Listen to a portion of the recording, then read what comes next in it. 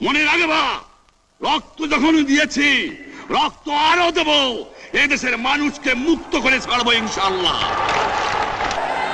রক্ত যখন দিয়েছি, রক্ত আরো দেব, জীবন দেব। রক্তের বিনিময়ে আল্লাহর জমিনে আল্লাহ নবীর ইজ্জতের হেফাজত করেই ছাড়বো ইনশাআল্লাহ।